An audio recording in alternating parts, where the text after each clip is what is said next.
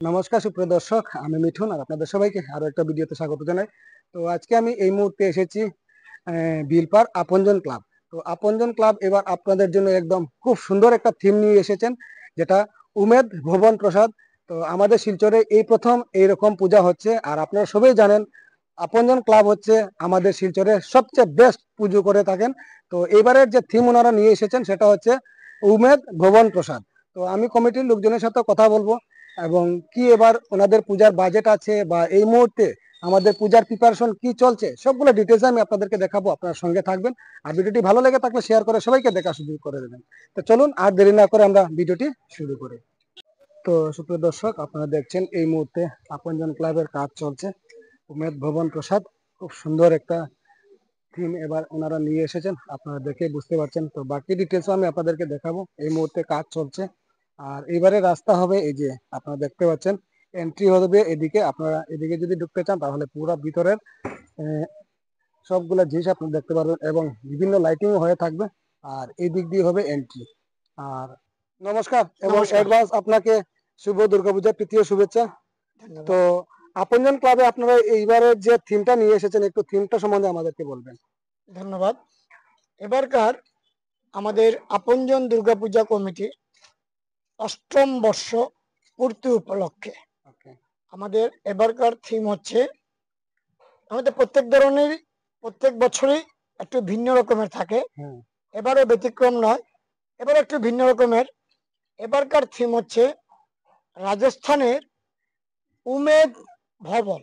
রাজস্থানের উমেদ ভবন এটা একটা রাজপ্রাসাদ, প্যালেস যেটাকে বলে, সেই উমেদ ভবন অর্থাৎ উমেদ প্যালেস। আমরা এবারের থিমে সেই উমেদ প্যালেসকে আমরা তুলে ধরছি।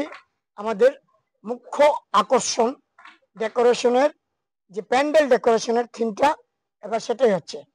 এই উমেদ ভবনের মাহাত্ম্য হচ্ছে, রাজস্থান যোধপুরে এই উমেদ ভবন 1929 ইংরেজি থেকে 1943 ইংরেজি পর্যন্ত এই উমেদ ভবন নির্মাণ করা হয়েছিল ইন্ডো ডেকো স্টাইলে। এটা করেছিলেন হ্যান্ডি ভুগান ল্যানচেস্টার, এবং তখনকার সেই সময়ে এটা পৃথিবী বিখ্যাত একটি প্রাইভেট রেসিডেন্ট, ব্যক্তিগত বাসগৃহ, যেটাকে আজকে সমস্ত ইন্ডিয়া, ভারতবর্ষ এবং পৃথিবী সেটাকে মান্যতা দিয়েছে। এত সুন্দর। আপনারা রাজস্থান যখন আপনারা ট্যুর করতে যাবেন, ঘুরতে যাবেন, তখন দেখবেন উমেদ ভবন সবাইকে দেখানো হয়। উমেদ মহারাজ উমেদ সিং এটা তৈরি করেছিলেন, এবং সেটাকে এবারকার আমরা মেইন থিম হিসেবে আমরা বেছে নিয়েছি। আশা করি এবারকার দুর্গাপুজো মহোৎসবে বরাক উপত্যকার সবচেয়ে আকর্ষণীয় কেন্দ্রবিন্দু হয়ে দাঁড়াবে। আমাদের আপনজন দুর্গাপূজা কমিটির ব্যবস্থাপনায় উমেদ ভবন প্রাসাদ, উমেদ প্যালেস। আর লাইটিং কি কি থাকবে? লাইটিং এ এবারকার লাইটিং আমাদের অন্যান্য বছরের মতো এবারও ব্যতিক্রম নয়, এবার আরো একটু অন্যরকম, খুব ভালো থাকবে, জাঁকজমকপূর্ণ থাকবে। প্রত্যেক বছরই আমরা চেষ্টা করি নিত্য নতুনের ছোঁয়া আমাদের ডেকোরেশন হোক, প্যান্ডেল ডেকোরেশন, লাইটিং ডেকোরেশন এবং প্রতিমা, এইগুলোর মধ্যে আমরা নিত্য নতুনের ছোঁয়া আমরা প্রত্যেক বছরই চাই যে একটু ভিন্ন রকম সেটাকে করার জন্য। এবারও আমাদের লাইটিং একটু অন্যরকম থাকবে, যেটা নতুনত্ব থাকবে, অন্য বছরের মতো নয়, আরো ভালো থাকবে। আশা করি দর্শক বিন্দুদের খুব পছন্দ মতো আকর্ষণীয় আলোকসজ্জা থাকবে এবারকার। ওকে, থ্যাংক ইউ। আর এইবারের যে আপনাদের পুজোটা মোটামুটি ওপেনিং আপনাদের কবে থেকে শুরু হবে? মোটামুটি আমরা এবারকার তৃতীয়াতে আমরা ওপেনিং করব, আমাদের এই প্যান্ডেলের শুভ উদ্বোধন করব। আচ্ছা। এবং শুভ উদ্বোধন করবেন আমাদের ভারত সেবাশ্রম সংঘের মহারাজ। আমরা নামটা পরে ঘোষণা করব, যে মহারাজ আসবেন সেই মহারাজের নাম আমরা পরে ঘোষণা করব।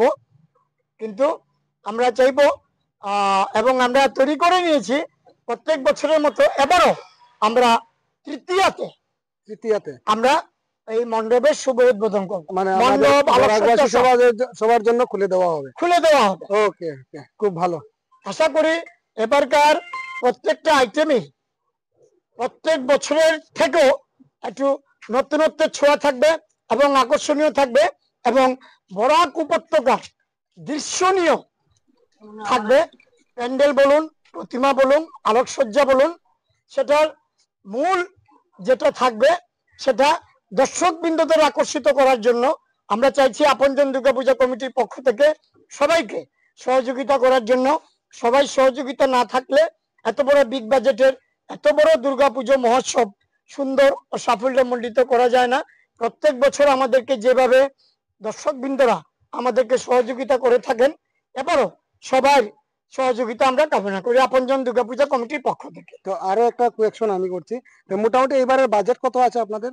বাজেট 50 লক্ষের উপরে। 50 লক্ষের উপরে? 50 লক্ষের উপরে। বাহ, অনেক বাজেট। হ্যাঁ, এবারকার প্রতিমায় থাকবে নতুনত্বের ছোঁয়া। প্রতিমা যিনি তৈরি করছেন উনি হচ্ছেন আমাদের বরাক উপত্যকার খ্যাতনামা মৃৎশিল্পী উজ্জ্বল প্রামাণিক।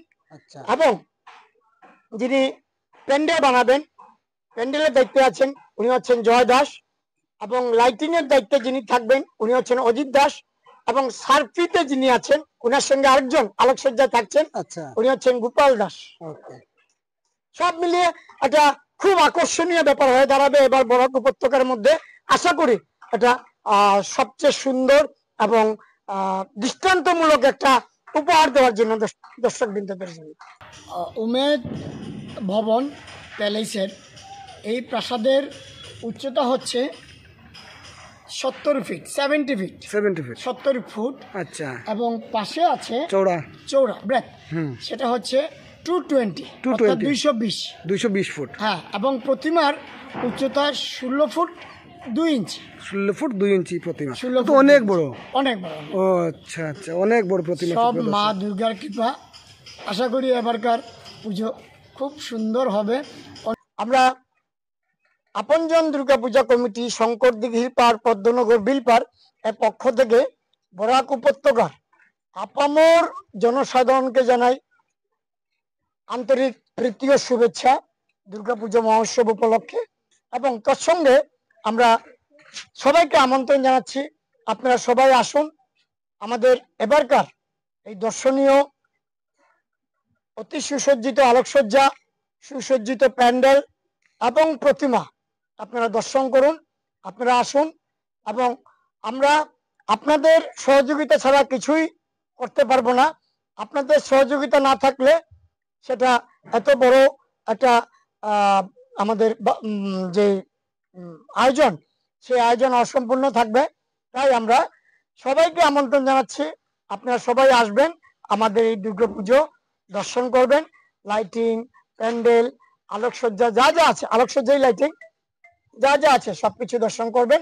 আপনজন দুর্গাপূজা কমিটির পক্ষ থেকে আপনাদেরকে আমরা আমন্ত্রণ জানাচ্ছি। ধন্যবাদ।